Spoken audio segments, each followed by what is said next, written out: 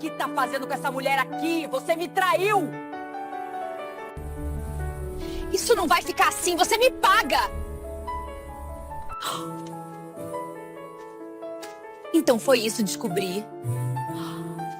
Laura estava sentada no chão da calçada quando percebeu que não tinha mais casa. As malas improvisadas com sacos de lixo ainda estavam abertas, espalhando roupas que, até aquela manhã, faziam parte de uma vida que parecia estável. A porta atrás dela estava trancada por dentro. A fechadura era nova. Do outro lado, o homem com quem ela dividiria o sobrenome em poucas semanas havia decidido que ela não entraria mais. Não houve discussão longa, nem pedido de explicação. Apenas uma frase seca. Acabou. Vai embora. Os vizinhos fingiam não olhar, mas ouviam tudo. Laura chorou de raiva. Apenas entendeu que tinha sido descartada com a mesma facilidade com que se joga algo fora quando deixa de servir. O que ninguém naquela rua sabia, e nem ele imaginava, era que aquela expulsão não era o fim da história. Era o erro que custaria tudo a ele. Se você gosta de histórias com reviravoltas, já se inscreve no canal e deixa seu like para ajudar. Laura e Renato estavam juntos havia 4 anos. Um noivado discreto, sem luxo, mas com data marcada e famílias envolvidas. Eles moravam na casa que ele já tinha antes do relacionamento. Simples, em um bairro comum. Laura ajudava nas contas, fazia planos, acreditava que estavam construindo algo juntos. Renato sempre gostou de se sentir no controle. E essa talvez tenha sido a única divergência entre eles. Porque Laura não gostava muito desse jeito controlador dele. Era ele quem resolvia tudo. Quem decidia o ritmo da vida, quem dizia quando algo era possível ou não. Mas Laura confiava.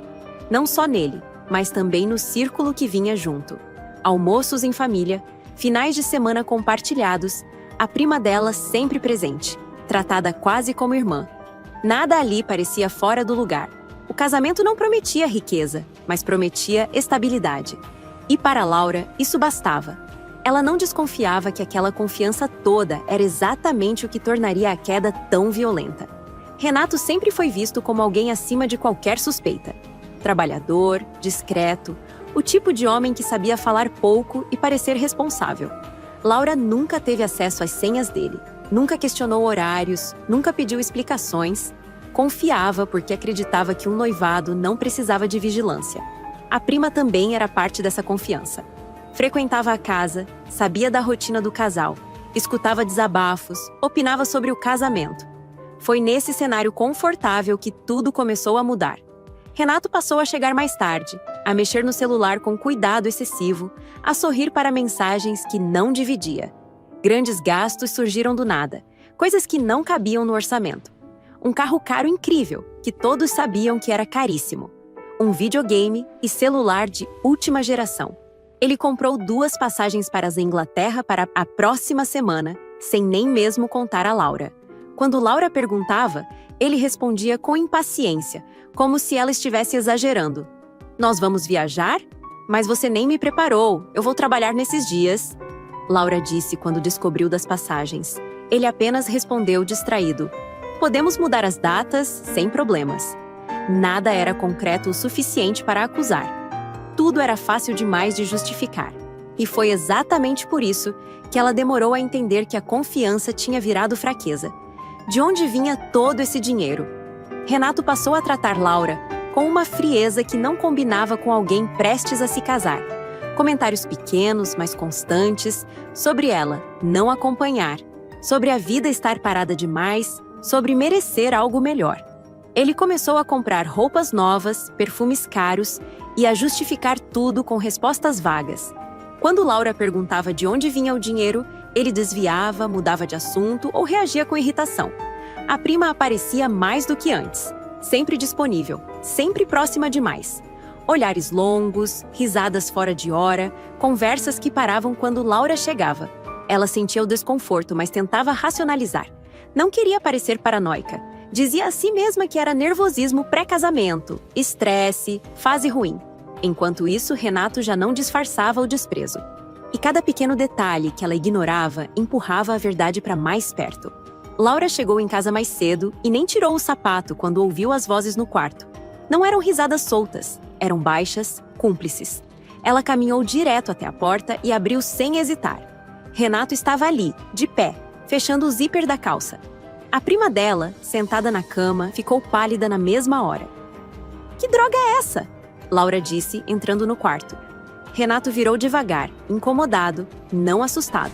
"Calma", ele respondeu. "Não faz drama." "Drama?" Laura riu, seca. "Você tá na minha frente com a minha prima e acha que isso é drama?" A prima levantou apressada. Eu vou embora", murmurou. "Fica." Laura cortou. "Agora você fica." O silêncio ficou pesado.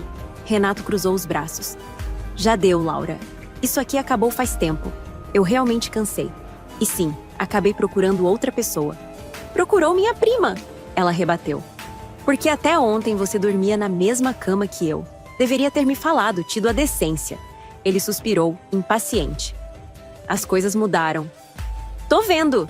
Laura deu um passo à frente. "Você mudou até demais. Você tá gastando dinheiro que não tinha, sumindo, mentindo, dormindo com vagabundas." Renato sorriu de lado. A prima disse: "Olha, ele me disse que vocês estavam terminando, em minha defesa." "Cala a boca, que ninguém falou com você." Renato interrompeu. "O fato é que agora eu posso bancar o que eu quiser. Não vou te dar satisfações." Ele a encarou, frio. "Eu parei de aceitar uma vida pequena, de poucas conquistas." Laura sentiu o sangue ferver. "Vida pequena é trair quem confiou em você? Ou é se esconder atrás de dinheiro que você nem teve coragem de explicar?" Renato se aproximou. "Não me interroga. Eu não te devo mais nada. Por mim, não temos nada para resolver mais. Nem nos casamos. Vamos terminar. Eu não preciso mais disso." Foi ali que Laura entendeu. A traição não era só sobre outra mulher. Era sobre poder, sobre ele se sentir acima dela. E naquele quarto, pela primeira vez, ela percebeu que ainda faltava descobrir o que exatamente tinha feito Renato se achar tão intocável. "Eu que não passaria mais um minuto nessa porcaria de casa com você. Eu prefiro tudo a ter que olhar para essa sua cara feia e dessa vaca aí do seu lado." Renato perdeu a paciência. "Fora daqui!" Laura respirava rápido, tremendo de raiva. "Você vai pagar por isso." Renato apontou para a porta. "Sai!" Minutos depois, as coisas dela estavam jogadas em sacos. A fechadura foi trocada no mesmo dia. Laura saiu daquela casa furiosa, humilhada, com a sensação de que tinha sido apagada da própria vida. Renato achou que tinha se livrado de um problema. Na verdade, tinha acabado de comprar o maior erro da vida dele.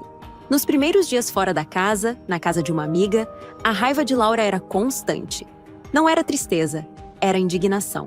Ela dormia mal, falava pouco e repassava cada cena da expulsão como se estivesse procurando algo que ainda não fechava. Renato tinha traído, tinha humilhado, tinha expulsado, mas o dinheiro seguia ali, como uma sombra mal explicada. Ele nunca tinha tido aquilo.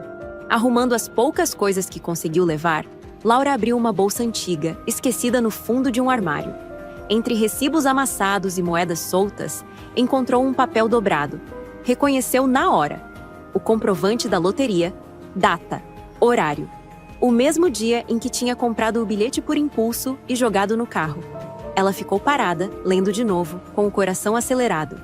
"Então foi isso", murmurou. Tudo se encaixou de uma vez. A mudança repentina, o dinheiro fácil, a arrogância. Renato não tinha vencido nada. Ele tinha roubado, e havia um detalhe que mudou tudo. Eles nunca tinham sido casados. O bilhete era dela, o prêmio também. Laura não gritou. Não ligou para ele. Não avisou ninguém. Guardou o papel com cuidado, respirou fundo e tomou a primeira decisão fria, desde que tudo começou. Se Renato achava que tinha ganhado o jogo ao expulsá-la de casa, ainda não tinha entendido uma coisa básica. Aquela história estava longe de acabar. Laura não saiu contando nada para ninguém. Nos dias seguintes, fez exatamente o oposto do que Renato esperava. Ficou em silêncio. Procurou um advogado, levou o comprovante da compra do bilhete e explicou, com calma, que nunca houve casamento e que havia sido expulsa de casa logo depois da mudança repentina de comportamento dele. O processo não foi imediato. Houve análise, verificação, pedido de documentos.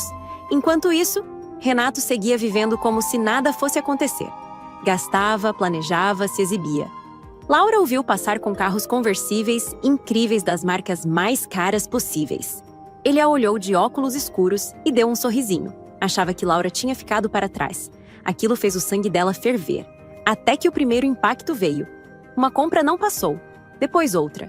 Uma ligação do banco pedindo esclarecimentos. Renato tentou resolver, irritado. Achou que era erro. Não era. O dinheiro estava sob revisão. Não bloqueado ainda, mas travado o suficiente para tirar o chão. Ele ligou para Laura naquela noite. Foi você, não foi?